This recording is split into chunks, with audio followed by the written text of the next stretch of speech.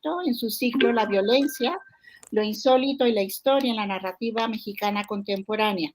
El Grupo de Investigación, Literatura y Cultura del Norte de México ha creado la Cátedra Palincesto bajo la conducción de una servidora como un espacio de encuentro entre el escritor y su público.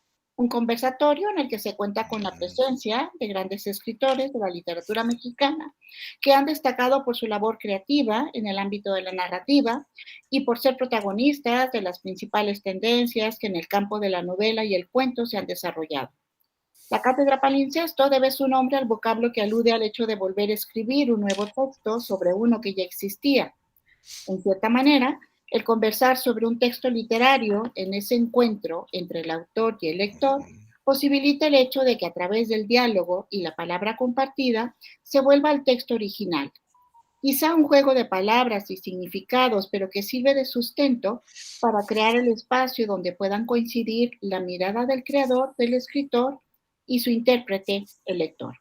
El día de hoy nos acompaña Bernardo Esquinca para charlar en torno a la presencia de los dioses antiguos en la escéptica actualidad urbana.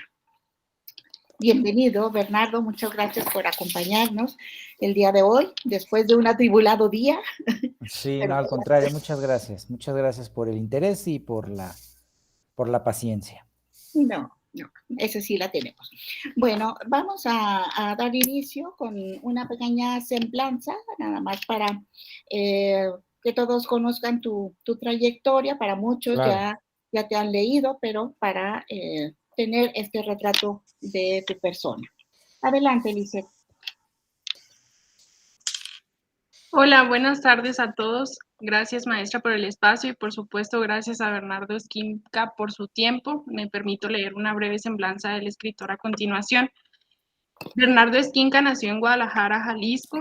Es narrador y estudió ciencias de la comunicación en el ITESO. Fue productor y locutor de radio en la Universidad de Guadalajara. Ha publicado en espacios como Crónica, Día 7, El Financiero, La Jornada Semanal, Letras Libres, Milenio, Nexos, Reforma y Tierra Adentro. Fue becario del FONCA y ha sido miembro del Sistema Nacional de Creadores del Arte. En 1994 obtuvo el Premio Nacional de Periodismo Cultural Fernando Benítez. Su libro Belleza Roja fue reconocido por el diario Reforma como la mejor primera novela de 2005. También su novela Los Escritores Invisibles fue elegida por el diario Reforma entre los mejores del 2009. En 2011 publicó La Octava Plaga, que dio inicio a la saga del periodista de Nota Roja Casasola. Esta serie continuó en 2013 con la aparición de Toda la Sangre. Luego Carne de Ataúd fue el tercer volumen y en 2017 salió Inframundo. Obtuvo el Premio Nacional de Novela Negra por su libro Las Increíbles Aventuras del asombroso Edgar Allan Poe. Asimismo, también me gustaría recordarles que en este mes se presentará en la FIL Zócalo su más reciente libro titulado Asesina Íntima, historia basada en el famoso caso de Juana Barraza Samperio, mejor conocida como la Mataviejitas. Y para finalizar, me gustaría concluir diciendo que Bernardo Esquinca se ha convertido en uno de los referentes principales de la literatura horror contemporánea en México. Muchas gracias. Gracias, Lizeth. Bueno, pues un gran personaje dentro de la literatura mexicana contemporánea. Entonces, lo que hacemos en estas sesiones, Bernardo, pues es iniciar una conversación, una charla informal y hacer una serie de planteamientos en torno al libro en cuestión, que en este caso es el libro de los dioses, pero pues también podrán salir algunas preguntas quizá en torno a tu quehacer o en torno a algunas otras obras. Entonces, claro. Bueno, pues empezaré yo tratando de romper un poco el hielo y me llamó la atención una aseveración que tú llegaste a comentar en una entrevista donde señalabas algunos aspectos de lo que debía de contener el relato de terror. Recuerdo lo que habías comentado en ese momento, decías que el relato de terror debe tener la capacidad de penetrar en los miedos más profundos y reflejarlos y contagiarlos para que el lector se contagie. También que debe tener la capacidad de suspender la credibilidad del lector porque se están hablando de cosas que en teoría no existen. Y que eso se logra con buena atmósfera, con buenos personajes y con mucha honestidad. Como que esa sería tu fórmula. Aquí, bueno, en torno a este aspecto creativo como parte del escritor, ¿Cómo logras integrar estos elementos para provocar el horror por un lado y atrapar al lector en ese pacto de ficcionalidad que le brinda certezas precisamente a aquello que no las tiene? O sea, te compramos que, que la ballena sí salió con esa escritura y te compramos que el pulpo andaba de libidinoso por ahí. Exactamente. Sí, bueno, es un proceso complejo en el sentido de que los escritores que nos interesa la literatura sobrenatural, la literatura de lo extraño, la literatura fantástica, pues sí tenemos, digamos, una especie de hándicap contra el lector, porque de entrada estamos apelando a cosas que, entre comillas, en apariencia, no existen, ¿no? Ya podríamos debatir si existen o no, pero eso sería tema de otra pregunta. Pero acá en el asunto de cómo hacer justamente, cómo hacer que el lector rinda su raciocinio, su parte más consciente de lo que es la realidad, nuevamente entre comillas. Y entonces, bueno, pues sí hay que hacer una serie de cosas para hacer un pacto con el lector, con el hipotético lector, y que vaya entrando en este mundo aparentemente imposible que uno está planteando y que se sumerja tanto en él que justamente se olvide de qué es la realidad y que se olvide de las cosas imposibles y entonces pueda estremecerse, ¿no? Entonces, hay que, de entrada, si uno no cree en esas cosas, pues ya la tiene perdida, ¿no? Alguien escéptico que quiere escribir sobre estas cosas, pues, me refiero al escritor, no al lector. El lector puede ser todo lo escéptico que quiera, pero todavía hay la esperanza de que la escritura Lo seduzca. lo seduzca. Exactamente. Pero si el escritor no cree en fantasmas, en que hay otros mundos que están dentro de en las posibilidades de lo sobrenatural, etcétera, pues ya no, pues mejor que se dedique a vender jícamas, ¿no? Entonces, yo sí, pues tuve una educación, crecí en Guadalajara, como bien lo dijo Lisette en su breve reseña de mi biografía. Crecí en Guadalajara, es una ciudad pues muy creyente, ¿no? O al menos lo era en mis épocas, no sé ahora. Y crecí con unos papás también muy creyentes. Mi papá era ministro de la comunión, estaba autorizado por la iglesia a llevar la comunión, o sea, no cualquier persona, ¿no? Entonces crecí en ese contexto y en un contexto además donde, bueno, pues las escrituras, ¿no? La misa todo el tiempo habla de ángeles, demonios y del purgatorio, que ya no existe, pero era lo peor, ¿no? Porque el purgatorio, pues era el no lugar, ¿no? En fin, todas estas cosas donde pues, te van a castigar y las llamas eternas y el pecado y etcétera. Y la Biblia habla de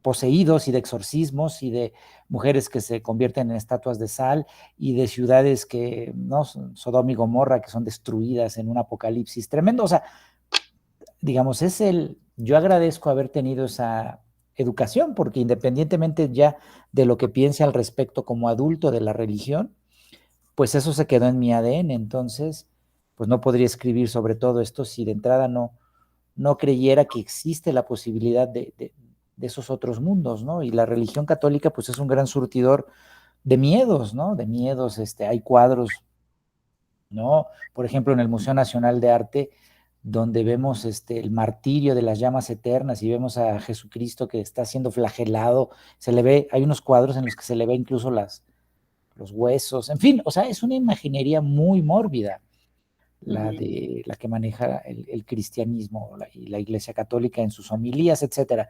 Todo eso, yo crecí con eso, ¿no? Entonces, bueno, pues sí, fue un caldo de cultivo que me permitió pues tener muchos miedos. Además, soy una persona muy miedosa, muy paranoica, muy supersticiosa. Entonces, todo eso lo vuelco en mi escritura, ¿no? Sí tengo todos esos elementos, ese cóctel que se fue dando, ¿no? Y eso pues ya sumado a otras cuestiones, ¿no? A lecturas que hice desde muy joven, como Edgar Allan Poe, que bueno, pues con esta imaginación exacerbada que yo ya tenía por todas estas cuestiones, bueno, pues encontrar a alguien como Edgar Allan Poe, bueno, fue encontrar ahí pues una resonancia, un espejo, ¿no? Y luego también, bueno, programas de televisión con los que crecí, La Dimensión Desconocida, Alfred Hitchcock Presenta, o sea, programas que también retrataban todas estas posibilidades, ¿no? Y yo creo que además hay algo que yo tengo también en mi esencia, que es, a mí el mundo real no me interesa mucho, ¿no? O sea, la realidad a veces es muy burda, es muy prosaica, es aburrida, ¿no? Entonces, para mí, estas posibilidades de lo fantástico me ha hecho pensar como lector y, por supuesto, como escritor, en que podemos pensar en que hay mundos mucho más estimulantes, donde existen vampiros, donde existen hombres lobo, o zombies, o criaturas de la noche, donde los dioses antiguos pueden seguir también ejerciendo su influjo sobre nosotros. A mí me estimula mucho más pensar en esa posibilidad, ¿no? Al mundo vulgar de todos los días, que a veces resulta demasiado rutinario, ¿no? Entonces, bueno, todo esto como ese caldo de cultivo que permitió que yo tuviera este tipo de imaginación. Pero una vez que ya uno tiene estas ideas y las quiere plasmar, bueno, pues el lector no necesariamente las tiene. Entonces, pues sí hay que emprender esta ardua tarea de que pueda entrar en el pequeño mundo, si es un cuento, o en un mundo más vasto y complejo, si es una novela, donde vamos a apelar a cosas imposibles, ¿no? Entonces, claro, ahí hay una serie de elementos, ¿no? Que pueden ayudar. La atmósfera es muy importante, construir una atmósfera, eh, por poner un cliché, ¿no? Bueno, pues no sé, el bosque y el viento agitaba de noche las ramas y entonces hay una casa que tiene telarañas y hay una chimenea que se enciende y entonces las sombras proyectan, ¿no? Algo en las paredes, en fin, el crepitar de los leños en la fogata, el viento que suena en los aleros y ulula, en fin, o sea, un gato negro que aparece por ahí. Entonces hay que ir haciendo esta atmósfera, ¿no? La atmósfera ayuda, ¿no? A que el lector vaya entrando como en estas convenciones, ¿no? Y otra serie de estrategias también que son importantes, bueno, pues verosimilitud, a lo mejor no en que pues existen los vampiros, ¿verdad? Porque eso no es algo difícil de comprobar, pero sí los personajes que se enfrentan al vampiro pues pueden ser muy creíbles, por ejemplo. Entonces hay que poner una serie de personajes que sean creíbles, una serie de situaciones que van a estar dentro del mundo de lo posible hasta que entonces viene este quiebre y aparece el vampiro, por seguir con esa convención, con ese ejemplo. Y entonces ya hay una serie de cosas que sí nos van situando en una realidad por todos conocida. Entonces el lector va entrando y va bajando su coraza, su escudo, y de pronto cuando menos lo piensa ya está seducido, como decías Mónica, por este mundo. Entonces va a ser más fácil que las cuestiones que estamos planteando lo, lo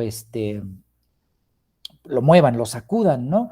Y esto digo, por mencionar algo así, nada más rápidamente, pero, pero sí, por ejemplo, el cuento que mencionaste, Mónica, de la ballena, pues sí, o sea, estamos apelando a algo, ¿no? Que hay unas deidades antiguas que viven en el fondo del mar y que van a regresar y están mandando un mensaje. Pero todo lo demás está dentro de un contexto que es bastante ubicable, ¿no? O reconocible para el lector. O sea, pues un pueblo junto al mar, una playa, los cachalotes que encallan, es algo muy común ver en las noticias que encallan cachalotes, en fin, o sea, pues el detective que está ahí, el guardia costero, en fin, no me acuerdo qué tantos personajes hay, pero digamos, todo eso está ahí, una antropóloga, todo eso pues pertenece al mundo de lo conocido, ¿no? Pero, ¿qué sucede? Hay algo ahí que de pronto, pues sí, o sea, ¿cómo es posible que una ballena tenga unos jeroglíficos? O sea, ¿quién le pudo haber grabado unos jeroglíficos a una ballena? Entonces, claro, pues pudo hacer después, pero entonces justo voy construyendo todo para que se entienda que esto ocurrió en el agua. Entonces, ya también se va creando como un suspenso, ¿no? Que creo que eso es importante también, aunque el lector no crea en una cosa así, pero va a decir, bueno, pero ¿qué pasó, verdad? Esto está raro. Entonces quiero saber qué va a pasar. Entonces, ir sembrando también este suspenso, ¿no? Esta expectativa en el lector, pues también ayuda a que el lector siga leyendo, aunque al final no se resuelva del todo, porque a mí me gusta hacer estos finales abiertos, ¿no? Yo confío mucho en la inteligencia del lector. El lector es mucho más inteligente que el escritor siempre. Y entonces el lector con su propio bagaje de sus propias lecturas, de su propia experiencia vital, de las cicatrices también, los traumas que le ha dejado la vida, etcétera, todo puede completar estas historias, ¿no? Entonces, digo, un poco como a grandes rasgos sería eso, pero sí creo que, o sea, la literatura de terror sí tiene estas cuestiones de que hay que remar un poco contra la corriente porque estamos apelando a cosas imposibles, ¿no? Un novelista histórico, bueno, pues no es que tampoco sea fácil hacer novela histórica, pero pues no sé, una novela sobre Benito Juárez, pues todos sabemos quién fue Benito Juárez, sabemos que existió de entrada, ¿no? Y para muchos, pues, como para nuestro presidente, pues es un héroe, entonces, ya de entrada, pues ya está ganada muchas cosas, ¿no? Pero si vamos a hacer una novela de vampiros, pues ya hay cosas en contra, entonces hay que ir construyendo un escenario para ganarnos al lector. Okay.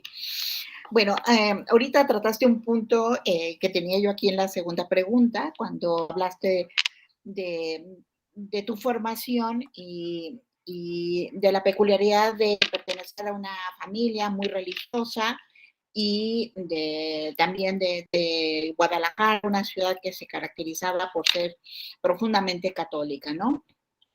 Y la pregunta es si están pensando en los lectores mexicanos y más allá en otros contextos, ¿no? Más allá de la devoción y el culto religioso inculcado, y que en el caso de México está presente, México, guadalupano, ¿no? La persistencia de los mitos antiguos que subyacen en la cultura mexicana y también en otras, que nos remiten de una manera a lo primigenio. ¿Consideras que en la actualidad las personas tienden más a cuestionar esta relación con lo divino y la naturaleza de las deidades que son veneradas?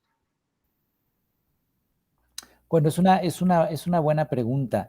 Creo que vivimos en un mundo, bueno, a pesar de que somos un país con una religión de profunda raigambre, ¿no?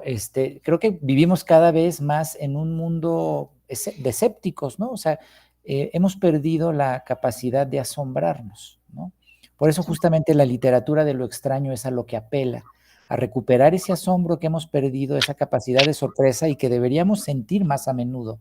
Entonces, este mundo hipertecnológico, este mundo globalizado, este mundo donde las redes sociales parecen decirnos qué es la realidad, ¿no? O sea, hay mucha confusión un poco en todo esto, ¿no?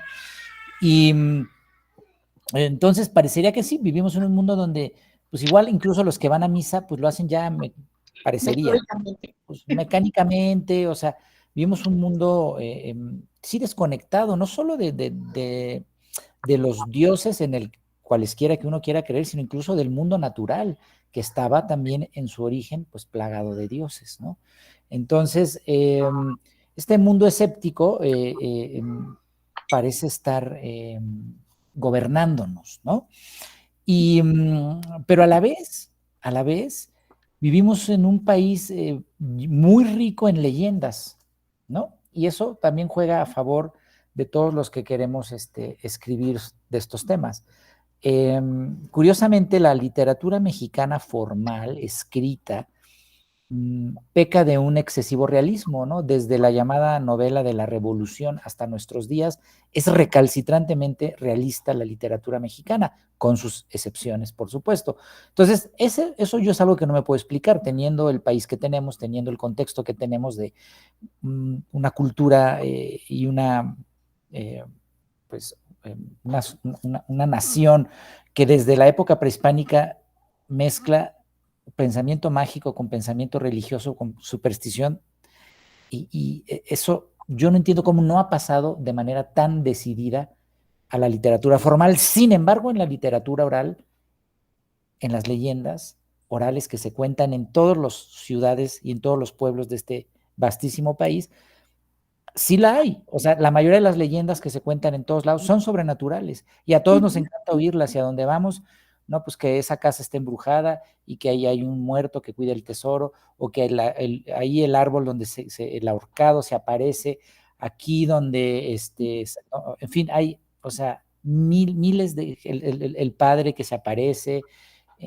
Hay muchísimas leyendas y en Guanajuato que el Callejón del Beso, desde las románticas, lloronas hay por todos lados. O sea, estamos llenos de, ¿no? La Cihuatlaco, que es esta mujer con cara de caballo que se le aparece a los borrachos, en fin. Entonces, en la literatura oral hay una vasta tradición de literatura sobrenatural, terrorífica, ¿no? Entonces, eso sí juega a favor, porque todos hemos crecido oyendo estas leyendas y siempre además hay un punto en donde la abuelita contaba algo, o la nana contaba algo, o el tío contaba algo. Siempre cuando uno salía de pequeño, ¿no? Siempre que uno iba y, por ejemplo, a un campamento o se reunía con amigos, siempre hay alguien que voy a contarles una historia de terror. Y todos, este, paramos el oído, ¿no? Todos paramos el oído y entonces eso nos ha nutrido y entonces, más allá de que estemos en un mundo donde cada vez creemos menos, ¿no? En los dioses, y ya no digamos en los dioses de 2000 años para acá, que son los jóvenes, sino ya los dioses de antes, que es a lo que yo apelo en los libros de los dioses, pues eso sí que están más que olvidados, ¿no? Independientemente de eso, juega a nuestro favor esta gran supernaturalia, ¿no? Como le llama la estudiosa Norma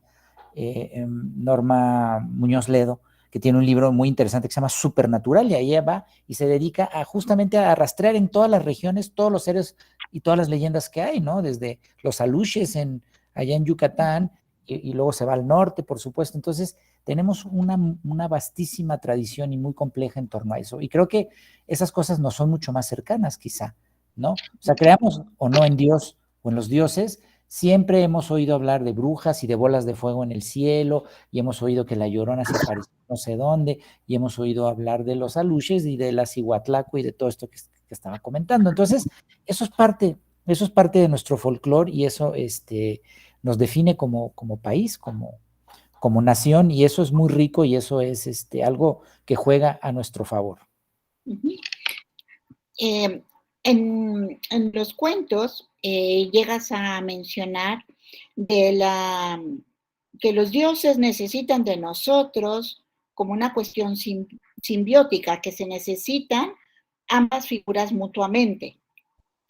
Y entonces yo te planteo, dentro de la tradición judeocristiana existe la creencia de que Dios creó al hombre y por lo tanto se le venera. Pero en diversos contextos he visto plantear esa necesidad recíproca tanto de Dios como del hombre para existir. O sea, más allá de que Dios creó al hombre, como que el hombre también crea a Dios, ¿no? En ese sentido, la humanización de los dioses no les resta lo que se considera su omnipotencia o grandeza celestial. Bueno, es curioso, y hay ahí una paradoja, por supuesto, pero bueno, como sabemos, los dioses han sido, o bueno, como podemos intuir, ¿no? Porque no hay verdades absolutas, pero los dioses son una creación humana, ¿no?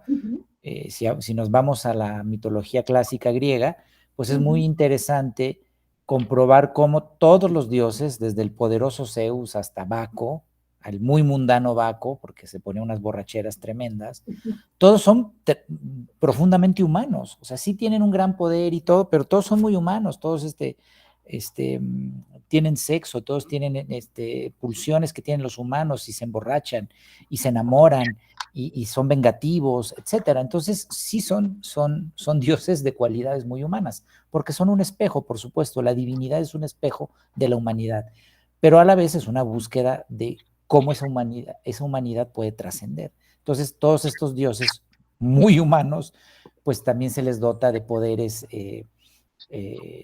sobrenaturales, literalmente, porque pues se busca que nos resuelvan cosas, y tienen que ser omnipotentes para que pues podamos rendirles culto.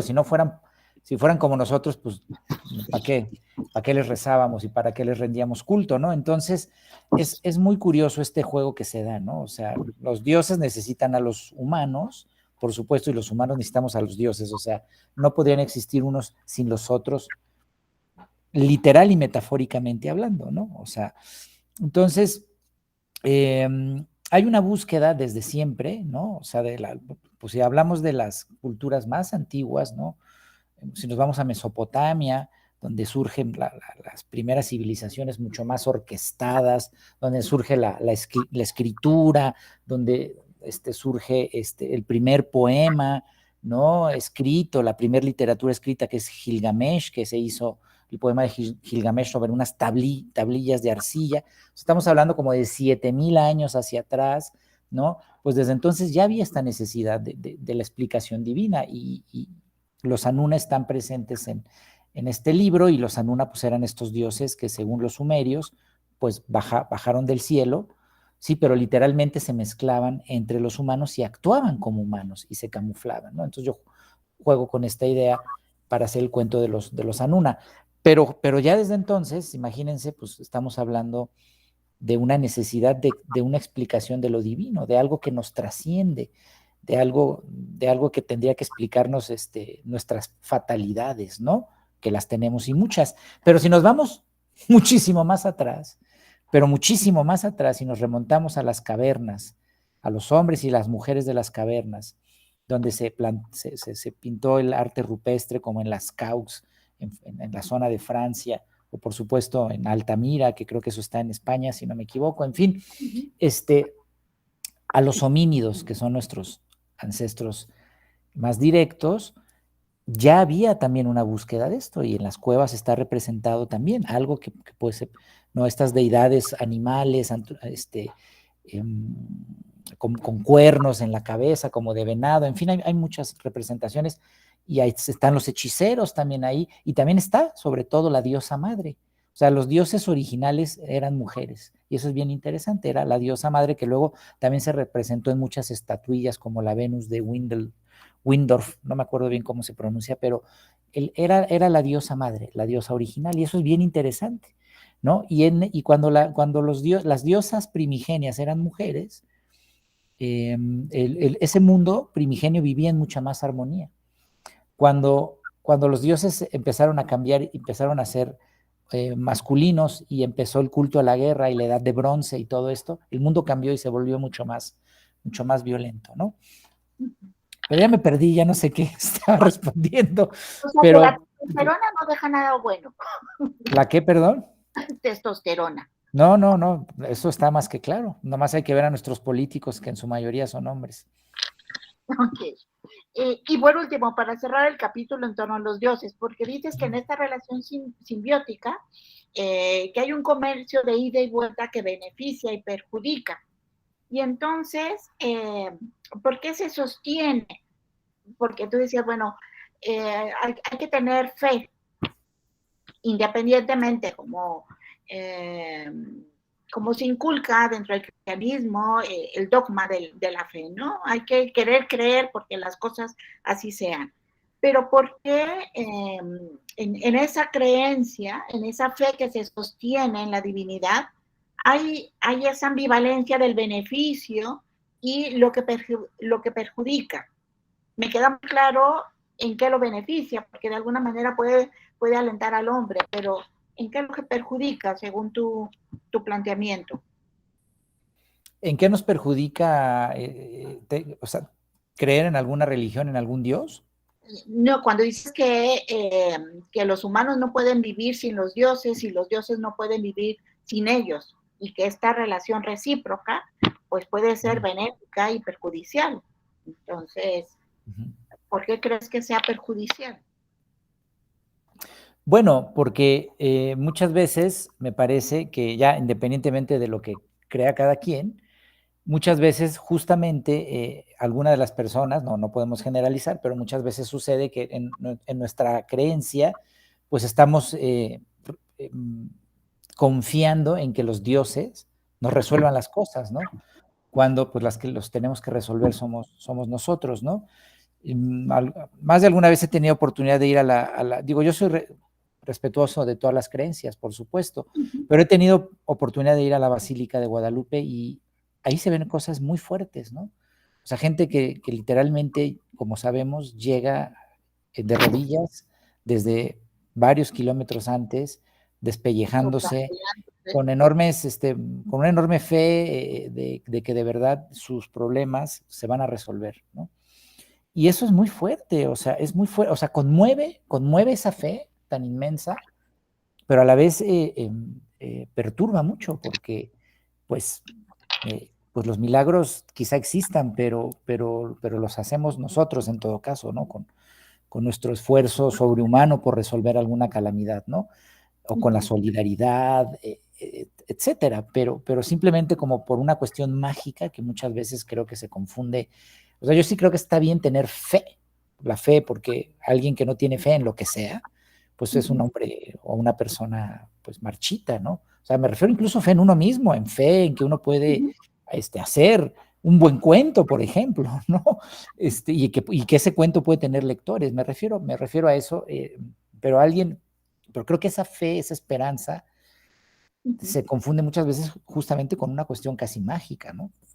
De Claro. que justamente un tema se va a resolver mágicamente por una intervención divina sin que nosotros hagamos algo más allá que mortificarnos, ¿no? Me refiero, la religión católica es mucho de eso, la mortificación del cuerpo y el sacrificio y el ayuno, y incluso están estas cofradías de flagelantes que en la Edad Media Sufrir iban ahí para dándose merecer. latigazos. Entonces, es complejo eso, ¿no? Es muy complejo.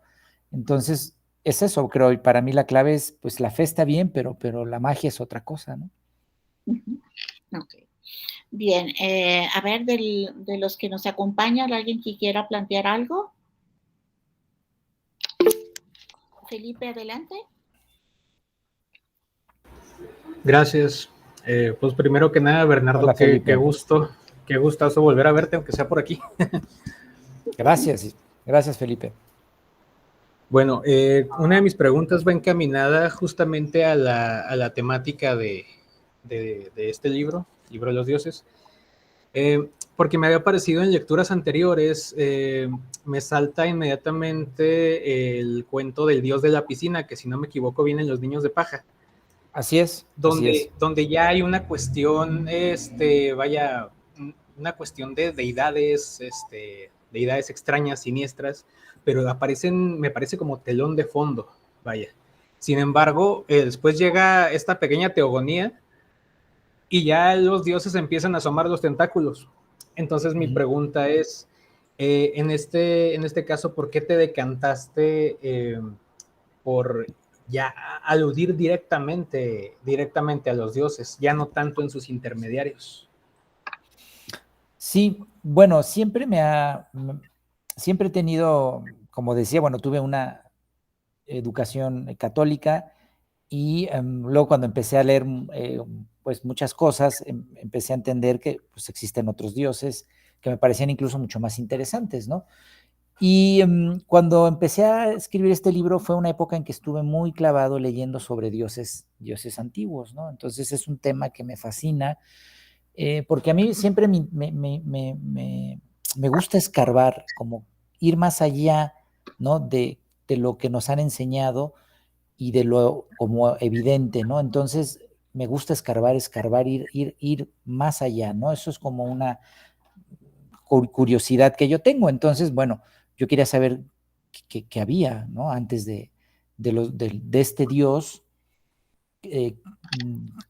católico, que además, como sabemos, el cristianismo, que es algo que está estudiado, pues es una religión que copió y fusiló de tradiciones mucho más antiguas. Lo que hizo muy inteligentemente el cristianismo primitivo fue fundir estas tradiciones en una sola y entonces se volvió en una cosa muy potente, ¿no? Pero digamos, pero hay cosas más allá. Entonces, estos dioses antiguos, como el gran dios Pan, por ejemplo, que además hay una tradición, ¿no? Literaria sobre el gran dios Pan, como Arthur Machen, que tiene un relato que es canónico al respecto. Entonces también yo quería sumarme a estas tradiciones, ¿no? Y hacer mis propias versiones.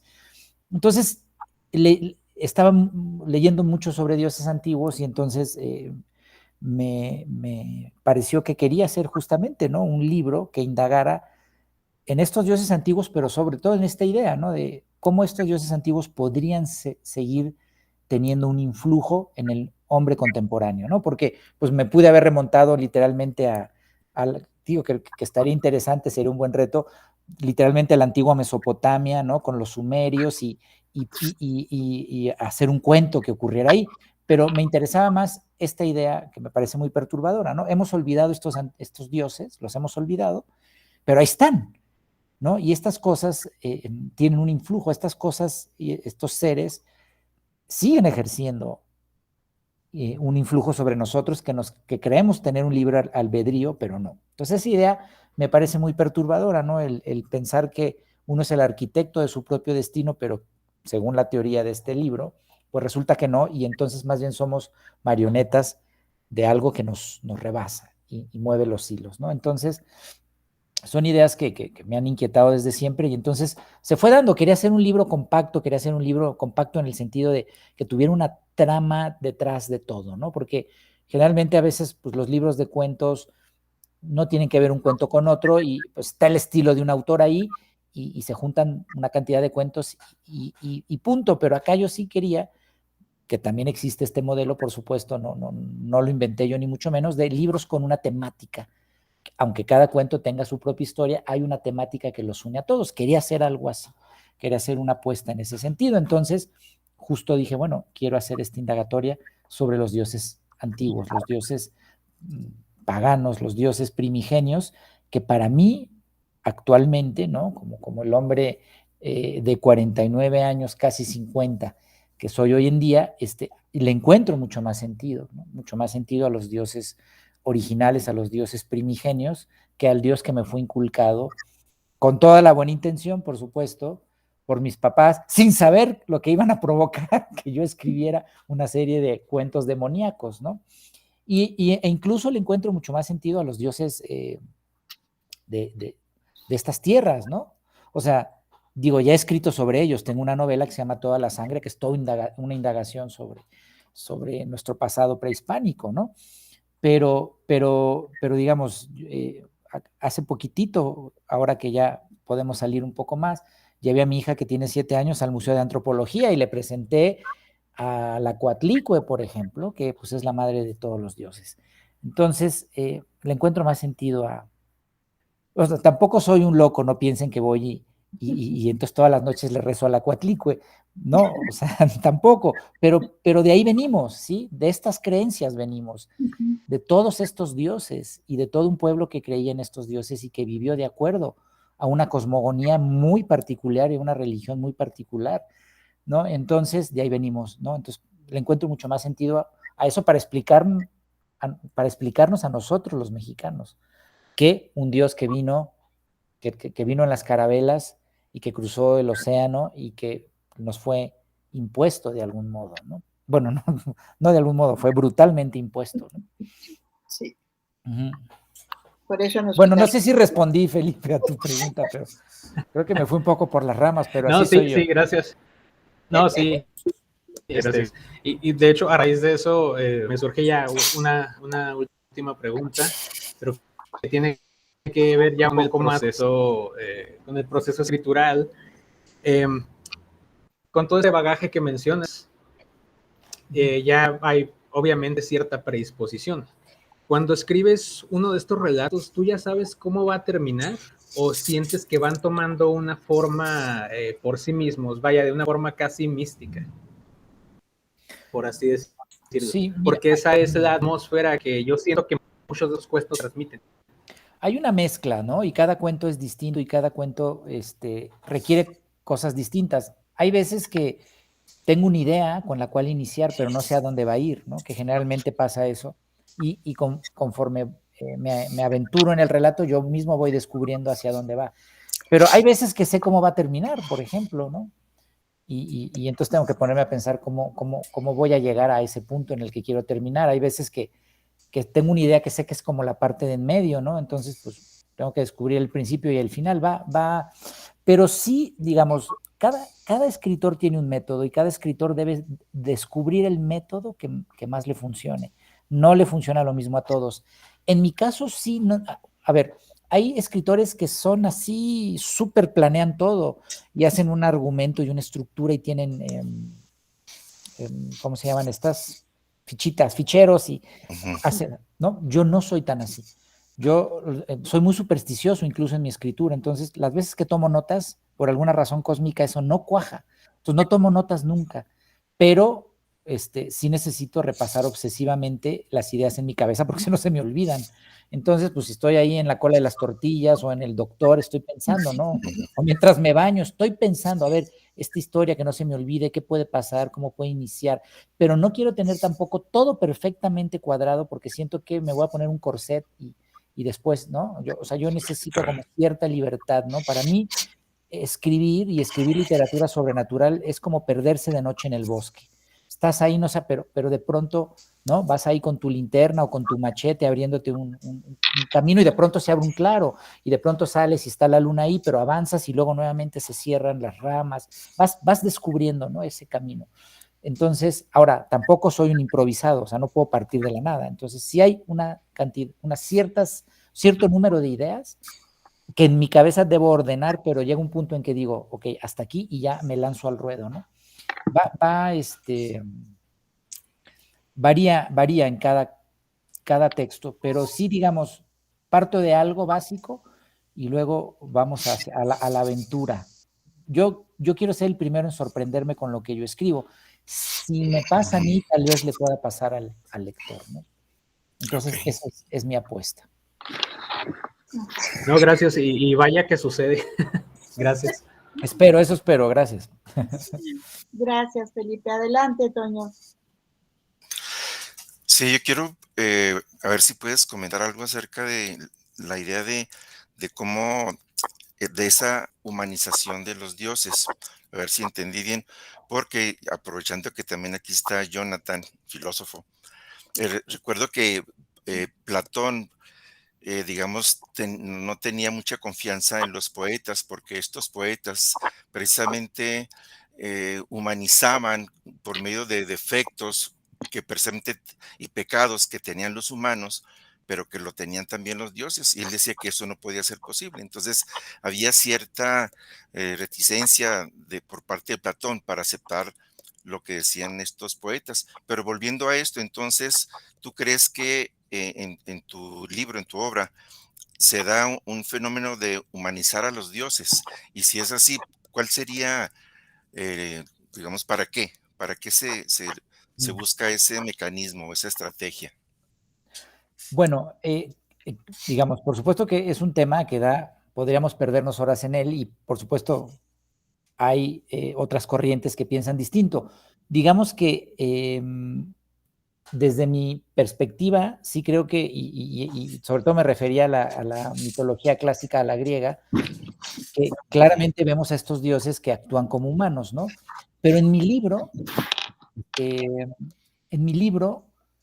yo creo que sí, mi planteamiento es como si fueran unas deidades que, digamos, que sí están por encima de nosotros y que gobiernan nuestro destino, ¿no? Ahora, dependiendo de los ejemplos que yo estoy escogiendo, de los que ya existen, porque luego hay otros que yo invento, pero sí, por ejemplo, como decía, los Anuna, que es una creación sumeria, bueno, pues así los plasmaron, ¿no? Eran los dioses que se mimetizaban entre los humanos, ¿no? Entonces yo ahí sí sigo como el canon, o Lilith, ¿no? De tradición judío-cristiana, pues Lilith es este súcubo que llega con los hombres en la noche y los posee sexualmente, ¿no? Entonces, estoy siguiendo pero pues sí, literalmente es un demonio, ¿no? O sea, así es la tradición judío-cristiana, así la retrató. Entonces yo tomo sus atributos, ¿no?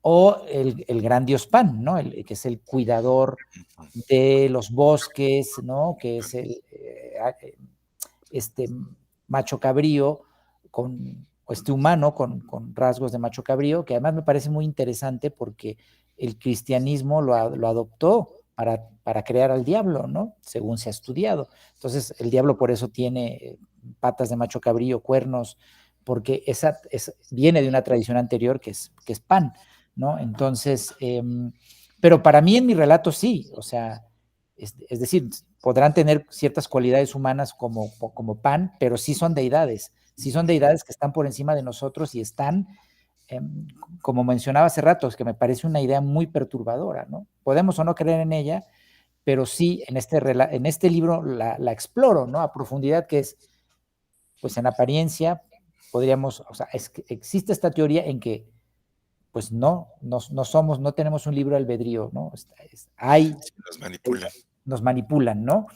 Pero también, como para, regresando un poquito a tu pregunta, supongo que quienes escribieron estas alabanzas y estas tradiciones que se han recogido a estos dioses clásicos, supongo que pues era una necesidad, ¿no? De humanizarlos, de darles atributos humanos por identificación, supongo. Supongo que hay estudios más profundos sobre esto que lo responderían mejor que yo.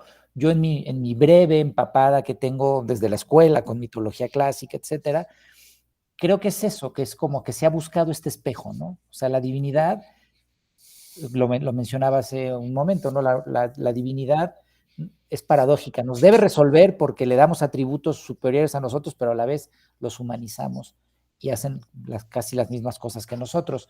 Yo creo que tiene que ver por una cuestión de humanizarlos, y también porque las metáforas que plantea también la mitología y toda religión, pues necesitan este contexto, ¿no? Las parábolas incluso de la Biblia, pues ocurren, los milagros de Cristo ocurren en contextos muy cotidianos, ¿no? En donde pues, alguien murió y entonces, bueno, hay que sacarlo de la tumba, o el vino en una comida, el agua hay que transformarlo en vino. Entonces, no solo por identificación, sino por estas parábolas, estas historias que se cuentan, se requiere de contextos como muy representativos, ¿no? Si la mitología fuera solo como la de Lovecraft, que es son estas deidades alienígenas, primigenios, sin formas y con unas maras así como Azatoth y Nyarlathotep, que es el caos, así, pues sería muy difícil que la gente se identificara con estas cuestiones, ¿no?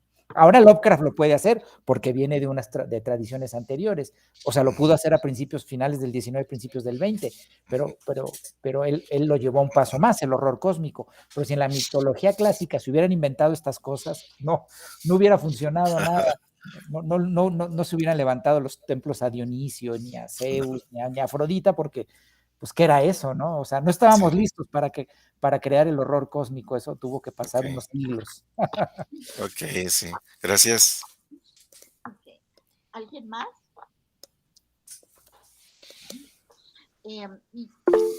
Isabel. Isabel, venga. Gracias, no maestro. Ya te ubiqué. Bueno, yo no sé si mi recepción del texto estuvo como particularmente torcida, pero a ver, sé que mi error. Me parece que hay como una suerte de dualidad entre los personajes que por supuesto son muy redondos y entiendo que están como muy bien equilibrados, ¿no? Pero cuando tienen una relación directa con el mundo de las artes y sobre todo de la cultura escrita, como que su mundo interno es particularmente perturbador. Incluso a veces parece no tener salvación, ¿no? O sea, como muy cercanos a este concepto de la tragedia griega, del destino, y no así cuando no están tan relacionados con las artes directamente. Parecen más apacibles. Entonces, yo quiero saber si está como interpelando o señalando la industria del arte o la industria editorial, o está haciendo alguna suerte de... Sí, algún señalamiento, o nada más está tensando como el mundo del lector, o sacudiéndolo, o qué cosa. No, mira, es muy interesante, Isabel, lo que señalas. La verdad, yo no lo había pensado, pero así como lo planteas, es muy probable que, o sea, porque bueno, hay cierta intención en lo que uno escribe, pero no todo está tan, ¿no? Como les decía, no todo está tan planificado, ¿no? Hay cosas que obviamente en un inconsciente se están proyectando. Y supongo que sí, que hay una cuestión muy clara, como tú señalas, en que cuando mis personajes están relacionados con el mundo de la creación, todo es más atormentado y todo es más funesto. Y supongo que hay ahí un retrato de esta cuestión, no por darme una importancia, porque pues escribir es tan válido y tan fácil o difícil como cualquier otra profesión. O sea, yo admiro mucho a los carpinteros, yo soy un asno para las manualidades, yo jamás podría hacer con mis propias manos una silla, ¿no? Entonces yo, o los carpinteros, yo les tengo una gran admiración, por ejemplo, ¿no? Entonces no creo que los escritores seamos, o los creadores, unos iluminados más que cualquier otra persona, pero sí es un mundo que me intriga porque es al que pertenezco, y sobre todo me intriga mucho esta cuestión de dónde vienen las ideas, de dónde salen, ¿De dónde viene la inspiración? Y entonces sí hay una cuestión en la que hay una exploración muy puntual en este libro de eso, ¿no? Y por ejemplo, pues el cuento del método de escritura tiene que ver con eso y trata de un escritor que descubre que su imaginación no le pertenece, ¿no? Qué cosa,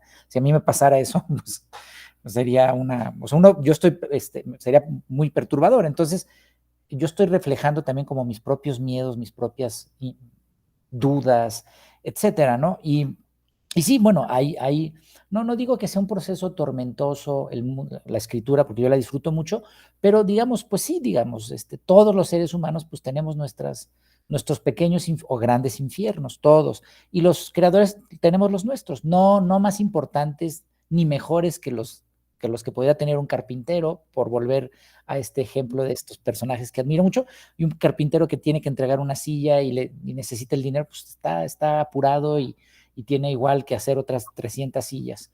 Entonces, pero bueno, hay un reflejo quizá, ¿no? De este mundo de la creación que está buscando respuestas, y quizá el tormento viene pues de que en realidad no hay respuestas, ¿no? O sea, la creación, el acto creativo, creo que solo genera más preguntas, ¿no? No necesariamente respuestas, aunque de vez en cuando, con los grandes artistas, con los grandes creadores, quizá hay algunas respuestas, los grandes filósofos, ¿no? Pero más bien uno, pues, cuando ve una gran película, cuando uno ve o escucha una gran ópera o lo que sea, pues uno está más bien sintiendo esos mundos y generando más dudas, ¿no? No tanto respuestas. Pero sí es curioso, voy a tratarlo con mi psiquiatra en su siguiente sesión, que lo veo ahora el jueves, que por qué retrato a los personajes artistas tan atormentados, porque tampoco creo en este cliché, ¿eh? O sea, este cliché de, el artista vive atormentado. Pues no, hay que disfrutar lo que uno hace, si no, ¿para qué lo hace uno, no? Entonces yo disfruto mucho escribir, me divierto mucho escribiendo, por eso escribo, pero bueno, también mis cuentos, como es terror, pues sí tienen que terminar mal, si no, no serían mal. Entonces, pues, si meto un escritor en esto, pues le va a ir mal. Cualquier personaje que yo que venga, le va a ir mal, porque esa es mi indagación. Ahora, pues, le van peor a los escritores que a los que no son. A lo mejor porque me caen mal los escritores, fíjate. Quizá esa es la respuesta, porque, somos un gremio muy especial. Muy especial en cuanto a sangrones, a eso me refiero, a sangrones y payasos y divos. Ok, gracias Isabel. Oye, Bernardo, ¿incorporas en tus cuentos elementos que pudiéramos considerar salidos de un bestiario, como Volviendo al cachalote y el pulpo, y ese personaje fantástico que hablabas ahorita que se le aparece al escritor, ¿no? ¿De qué manera te seduce el horror y cómo se convierte en una herramienta para plasmar los lugares más recónditos de la naturaleza humana? Bueno, de muchas maneras. Uno es el mundo natural, ¿no? Y por supuesto que se ha prestado desde tiempos inmemorables, a que la naturaleza, pues es ese mundo desconocido, y por supuesto las otras especies que nos acompañan y que la mayoría está aquí mucho antes que nosotros, ¿no? Entonces, ese mundo natural es un muy buen campo para plasmar los miedos y reflejar los miedos a los cuales nos enfrentamos, y sobre todo trayendo esto al mundo urbano también, ¿no? Entonces, hay muchas maneras, ¿no?, en las que el terror a veces es una historia que te está contando el vecino, ¿no? El escritor debe ser un gran chismoso. Yo vengo del periodismo y afortunadamente yo no tengo este don o condena, según se vea, como de ver fantasmas o ver estas cosas extrañas, porque, qué bueno, porque como soy muy miedoso me daría un infarto, pero sí he estado rodeado de gente que sí. Y entonces yo inmediatamente, así, mi oreja crece. Cuando alguien me dice, oye, ¿no? Vi algo raro, me pasó algo raro, o sea, yo lo interrogo a esa persona de inmediato. O sea, ¿qué pasó? ¿Qué viste? ¿A qué olía? ¿Cómo se veía? Cuéntame qué sentiste. Entonces, muchas cosas que me cuentan en este sentido son las que me seducen, incluso visualmente también. O sea, yo aquí en la Ciudad de México, bueno, pues cuando estoy caminando por el centro hay muchas cosas que veo y ¿no? Yo siento que la ciudad me quiere contar historias, ¿no? Y que yo estoy ahí atento para poder contarlas, ¿no? Entonces, un letrero de se renta en un edificio viejo me puede despertar un cuento, como ocurre en Mar Negro, que es un relato que se llama como dos gotas de agua que caen en el mar, que yo vivía en ese tiempo en el centro y pasaba por la calle de Rey Villagigedo y había un edificio art déco antiguo y durante siglos tuvo un letrero de se renta y yo llamé y siempre daban largas y nunca te rentaban ese departamento, otros amigos también, ¿no? O sea, como por dar un ejemplo de cómo funciona mi imaginación, de cómo me seduce el terror. Entonces yo decía, ¿por qué no se puede rentar este departamento? Esto está muy raro. Entonces me inventé una historia para explicarme a mí mismo por qué no se rentaba este departamento. Y por supuesto es una historia horrible, ¿no? O sea, pasan cosas horribles porque no me las puedo explicar de otro modo. Pero así es, o sea, así estoy yo atento a la que la gente me dice, cosas que me han pasado, cosas que recuerdo, cosas que le pasan a otros, cosas que veo en la calle, personajes que veo en la calle, la historia de la Ciudad de México, que pues me gusta leer y que ¿no? En fin, las leyendas, son muchísimas cosas, ¿no? Y todo eso pues forma un cóctel del cual ahí voy extrayendo pues mis relatos, mis novelas, ¿no? Has expresado que el miedo es esa sensación primitiva que también nos gusta sentir. Y me atrevo a afirmar que la lectura de tus cuentos es adictiva en el sentido de que como lectora vas transitando por esas emociones que vas detonando y que aunque causen estupor, asombro o incertidumbre, hay cierta complicidad que se construye con el texto, el cual no se puede abandonar. ¿Cuál es tu intencionalidad de establecer una relación que pudiéramos denominar lúdica con el lector, que se sustenta en el miedo que irradia la atmósfera de tus cuentos? Tú decías que dejas los finales abiertos, pero a veces me da la impresión como lectora que dejas el final abierto y tú como autor con una carcajada sonora y estrepitosa, a ver cómo te las arreglas para cerrar la historia. Y eso sí me hace fascinante, o sea, como un Sí. budismo total, porque yo decía, ¿por qué no? ¿Por qué no me No, dio? y mira que sí, me he topado con lectores que sí me reclaman fuerte por esos finales abiertos, a muchos otros les gustan, pero fíjate que ahí sí, más allá de la carcajada que sí a veces, o la sonrisa irónica que a veces sí puedo tener, o a lo mejor yo mismo me asusto a mí mismo también a veces, pero más bien creo que sí, para dejar y esto es interesante retomarlo, ¿no? El tema de los finales abiertos. O sea, para dejar un final abierto no es fácil, o sea, sí hay que construir una serie de cosas para llegar a ese punto y no dejar al lector sin la capacidad de poder cerrarlo por sí mismo. Porque si no, de lo contrario, entonces sí es una incapacidad y una carencia del escritor y no se trata de eso, ¿no? Entonces hay que sembrar la suficiente información a lo largo del relato para que ese final abierto funcione en el sentido que el lector se quede dando vueltas y entonces diga, ok, yo creo que va por acá. Lo que sí no se vale es esta cosa como de, no entendí nada, pues sí, no, pues eso es una deficiencia del lector. Digo, del escritor, perdón, del escritor, corrijo. Porque ya dije que el lector es más inteligente que el escritor. Entonces, hay que, o sea, tiene su chiste dejar estos finales abiertos y hay que dejar las suficientes pistas como para que, aunque no lleguen a la misma conclusión que yo, y muchas veces yo ni siquiera tengo una conclusión, pero para llegar a ese punto que tenga ese efecto el relato de dejar así al borde de un abismo al lector, sí se necesita dejar varias cosas y bueno, ¿no? Es un poco como la teoría del iceberg, ¿no? Aquí la voy a hacer, ¿no? O sea, en las fotos del iceberg se ve esto, ¿no? Esto, digamos que el borde de mi pantalla, pues es el agua. Y se ve esto, la puntilla, pero hemos visto fotos donde se ve lo que está abajo y abajo hay muchísimo más de lo que se ve. Hay que construir ese muchísimo más, porque si no, entonces solo es un relato hueco que no tiene ningún sentido, ¿no? Pero bueno, yo sí creo en la complicidad, también redondeando la respuesta a tu pregunta, Mónica. Sí creo en construir una complicidad con el lector, sí creo que estoy escribiendo para un lector y sí creo que el lector debe ser entretenido por sobre todas las cosas.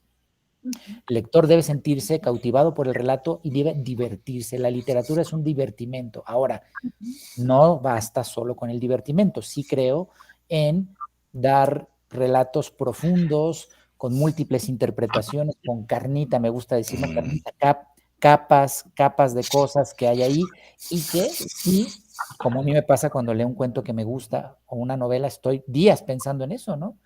Los peores cuentos o novelas son los que al día siguiente nos preguntan, oye, ¿qué tal lo que leíste? Ay, pues ya se me olvidó, ¿no? Así pasa a veces. Entonces, lo mejor es esto, ¿no? No, son como que sean mis cuentos o mis relatos como casas encantadas en las que se quede habitando cierto tiempo el lector. Yo aspiro a eso. Entonces, para eso, pues hay que dar sustrato. Esa es la palabra. Me gusta entretener, y por eso mi lectura es ágil, no hago experimentaciones de lenguaje, voy dejando ahí ¿no? Carnada, ¿no? Con su suspenso, pero también me importa mucho el sustrato, ¿no? Y por eso también muchas veces acudo a lo histórico, a esos sustratos históricos para que sean, que tengan más contenido nutricional mis textos, ¿no? Ok. Toño, adelante. Sí, gracias. Bueno, con lo que comentas, me parece que precisamente con esa complicidad con el lector, también se hace que intervenga en los posibles finales. Y yo creo que ahí estaría la riqueza también, ¿no? Que un lector también tiene derecho a que pueda encontrar un final como más le convenga, un final incluso más asombroso, inesperado.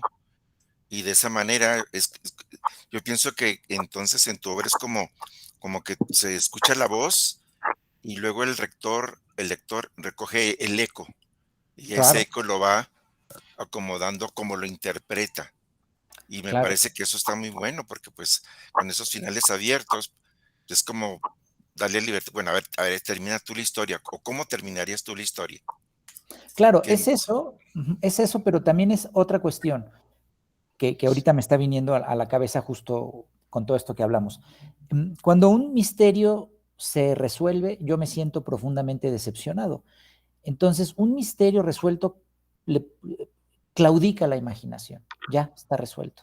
En cambio, un misterio abierto deja a la imaginación girando, ¿no? Que también hemos hablado un poco de eso. Entonces, justamente eso a mí me pasa como lector, como espectador de una película, y ese es para mí el gran faro de las cosas que escribo.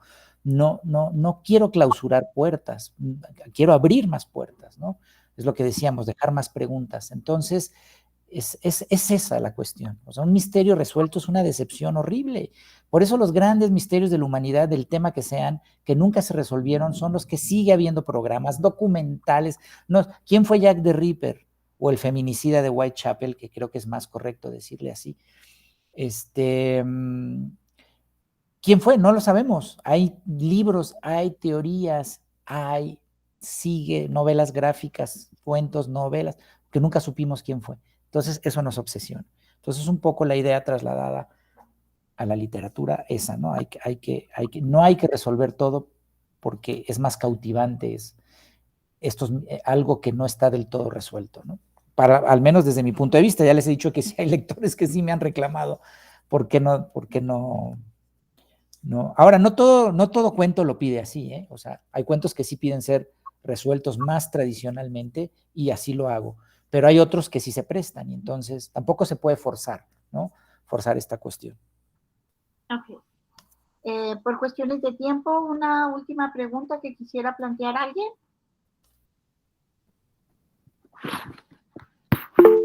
Ok, dice. ¿Y Felipe?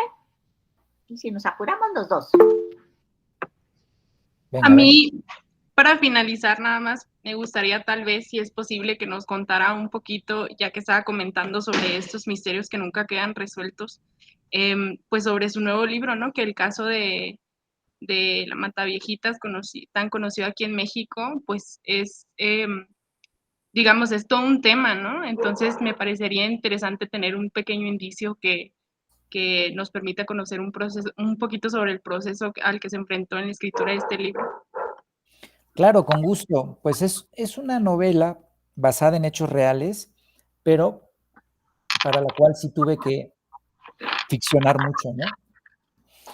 Mi idea no era hacer como un libro que reflejara así y retratara la realidad del caso, sino que mi intención era ficcionarlo. Entonces, indagar en muchísimas cuestiones que no se saben, pero que se pueden interpretar a partir del caso real, ¿no? Entonces, hay muchos personajes inventados y sobre todo como una idea de reflejar cómo las personas que estuvieron cerca de ella o que pudieron haber estado cerca de ella, cómo se vieron afectadas por ella, bueno, yo no le llamo Juana Barraza porque no lo es, sino le llamo Chana Barrera, es mi propio personaje, ¿no? Y además para que no me demande Juana Barraza que está viva, ¿no? Entonces, y entonces es eso, hay mucha ficción, pero no buscando inventar cualquier cosa, sino buscando indagar las motivaciones, todo este cosmos de personas en torno a ella que se vieron afectados, desde policías, investigadores, criminólogos, vecinos, etcétera, ¿no? Y es un ejercicio de eso, de la imaginación, cómo la imaginación puede iluminar las zonas que dejó en oscuridad la realidad a donde ya no podemos llegar, porque obviamente hay zonas en donde no se puede llegar, donde no podemos saber, donde la misma Juana Barraza ya no dijo cosas o ocultó cosas, las mismas autoridades ocultaron cosas, hicieron un cochinero. Hay lugares a donde ya no podemos llegar. Entonces, ahí está la imaginación, ¿no? Para llegar. Entonces, y también es un ejercicio de cierta empatía con ella, ¿no? De entender por qué se dio un personaje así, que tuvo una vida atroz, ¿no? Como sabemos, su mamá la vendió cuando tenía 13 años a un hombre por 3 caguamas. Entonces, en fin, entonces ¿no? Hay que reconstruir su historia también para entender por qué se dio un fenómeno de este caso, de esta naturaleza, de esta magnitud, qué hay detrás de eso, ¿no? Es esa exploración. Felipe. Bien rápido. Había escuchado en varias entrevistas que te hacen sobre tus influencias para escribir este tipo de literatura. Pues que has mencionado muchos que saltan a la vista en tu literatura, incluso has mencionado creo también Stephen King y la urticaria que le da a la academia. Pero sí. mi pregunta va encaminada a esta hibridación que haces. Justo antes de que entraras a la reunión comentábamos que personalmente pienso que Toda la sangre es esta novela en la que mejor puedes conjugar lo fantástico, lo extraño, con lo policíaco. Mi pregunta es, ¿cuáles son tus influencias respecto a lo policíaco? Sí,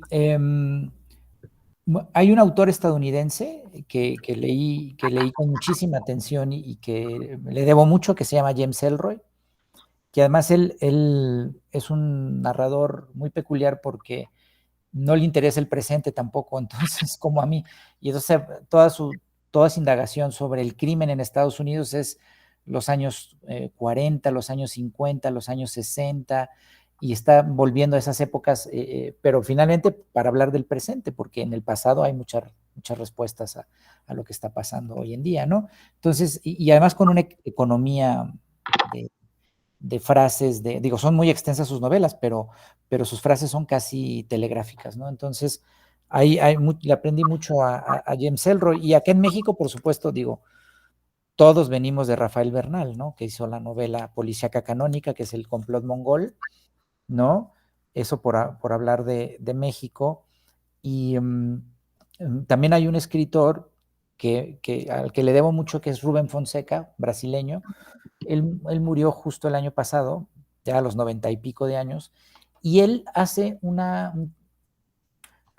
tiene un par de novelas policíacas muy sui generis. Una es Agosto, que además es una novela histórica y que tiene que ver con la dictadura en Brasil, y otra que se llama Bufo y Spallanzani, y esa, aquí la tengo, quiero ver si estoy diciendo bien el nombre, sí, Bufo y Spallanzani, aquí la veo en el libro que está acá. Entonces, esas dos son novelas policíacas, y tiene varias más, ¿no? Tiene un personaje que se llama Mandrake, que es un investigador, pero me gusta mucho porque él hace una mezcla de texto culto con texto muy popular. Entonces, él acude como a esta cosa folletinesca, de hacer una novela muy fluida y picaresca y morbosa, ¿no? Todos los elementos para que el lector se intrigue, pero a la vez le da mucho sustrato. Y en Buffo y Spallanzani el protagonista es un escritor, entonces está haciendo referencias cultas todo el tiempo, pero a la vez lo hace con una economía en que no entorpece, porque pues, lo último que quiere dar es cátedra y no se va a clavar 20 páginas hablando de un escritor de, qué sé yo, de la época de oro del siglo español. Pues no, o sea, simplemente son cosas que quedan bien con la trama porque el escritor es el protagonista es un escritor. Entonces, este modelo yo lo tomé para hacer la primera novela de mi saga, la saga Casasola, que se llama La octava plaga, y es mucho esa idea, ¿no? Entonces, por mencionar 3, ¿no? Que me han influido. Ok. Bernardo, ¿hay tiempo para una más? Una más y ya, porque sí debo irme, pero con mucho gusto, una más. Ok. Bueno, cuando dices que los dioses antiguos hablan y empiezas a abordar también el proceso de la escritura, cuando se hurga en el pasado y se revelan los dioses antiguos, también se descubre un lenguaje sagrado, cargado de misterio y un tanto de magia. ¿Cómo reinventas precisamente un lenguaje nuevo en el cuento que vislumbre las formas comunicativas de los dioses antiguos? Porque no solamente los has humanizado, no solamente los has traído de vuelta, sino que también los incorporas a través del lenguaje, como que restituyes el lenguaje en el que ellos se expresaban. Sí, bueno, nunca había antes pensado en eso, es una buena pregunta, pero creo que más que de lenguaje, ¿no? Porque no considero que mi literatura tenga un trabajo especial en el lenguaje, salvo cuando hago novela histórica, que sí, ahí sí, pues no puedo hablar como, o sea, tengo una novela histórica que es parte de la saga Casasola, que es Carne de Ataúd, es una novela que ocurre en el Porfiriato, y ahí sí, pues no pueden decir, ¿qué onda, güey? ¿Verdad? No pueden decir así entonces tengo que cuidar el lenguaje, tampoco me interesa recrear el lenguaje exacto del Porfiriato, pero sí un lenguaje más atemporal, con ciertas palabras o giros lingüísticos que suenan un poco antiguos, pero no, o sea, ahí sí hay más un cuidado del lenguaje, pero no, de ahí en fuera creo que utilizo un lenguaje bastante neutral, quizá los incorporo, como respondiendo a tu pregunta, esta manera de incorporar a los dioses antiguos es más mediante los miedos, ¿no? Mis propios miedos o los miedos de la gente que me rodea o ciertos miedos que considero generacionales, ¿no? Stephen King decía que la gran ficción de terror debía responder a los miedos de una generación, ¿no? Evidentemente no sé si yo lo haga, pero de algún modo lo busco también. Entonces quizá la manera de restituir a los dioses antiguos no es tanto mediante el lenguaje, sino, en mi caso, sino mediante los miedos, ¿no? Que algunos de ellos pues, son miedos muy, muy contemporáneos, ¿no? Y algunos son miedos como Lilitu, que por supuesto surgió pues por un miedo a la mujer, a la libertad de la mujer, a la sexualidad de la mujer, ¿no?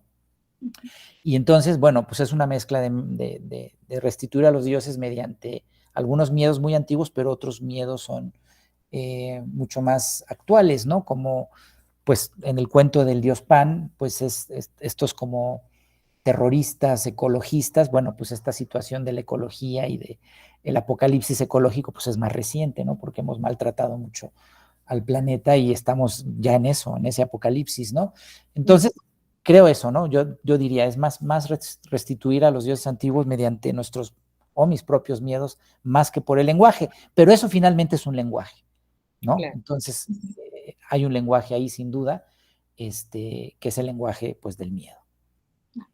Bernardo, te agradecemos mucho en nombre de todos los que nos acompañaron el día de hoy.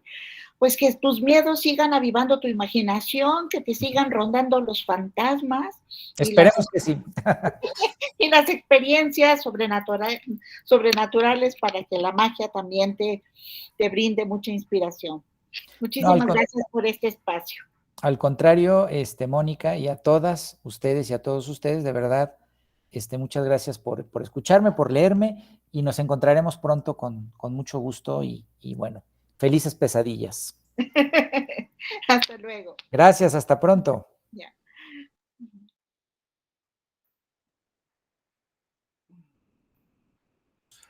Bien, muchas gracias.